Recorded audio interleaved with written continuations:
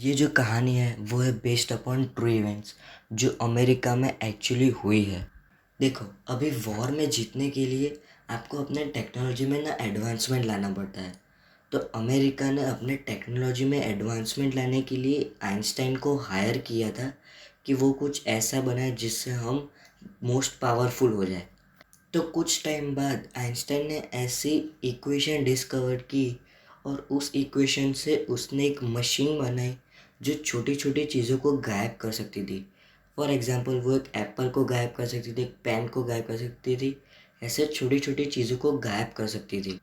और जब US government ने ये देखा कि Einstein has came up with this technology, तब उन्होंने इस टेक्नोलॉजी को एक्सपांड करने का सोचा। जैसा कि जब यूएस गवर्नमेंट को पता चला कि न्यूक्लियर एनर्जी बहुत ज़्यादा पावरफुल है, उससे हम बॉम्ब्स और बहुत सारे वेपन्स बना सकते हैं, तो वैसे ही उन्होंने आइंस्टाइन की इस डिस्कवरी का और एक्सपेरिमेंट करना स्टार्ट कर दिया।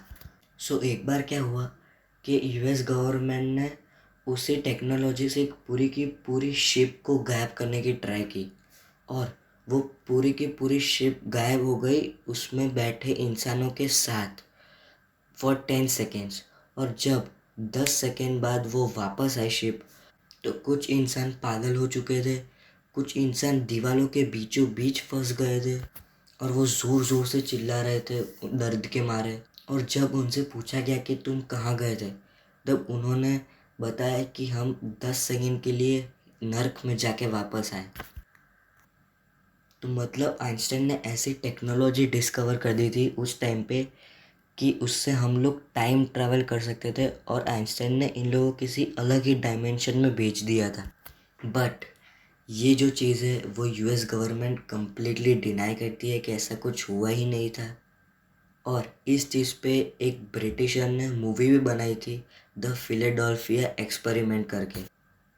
और यूएस गवर्नमेंट ने उस मूवी के डायरेक्टर और प्रोड्यूसर को धमकी भी दी थी कि आप ये मूवी रिलीज़ मत करना। और तो और जो कुछ लोग क्लेम कर रहे थे कि हाँ हमने ये चीज़ देखी है होते हुए, वो लोग भी थोड़े टाइम बाद डेड पाए गए थे। तो मतलब अगर ये चीज़ हुई है तो ये बहुत ही ज़्यादा डेंजरस है।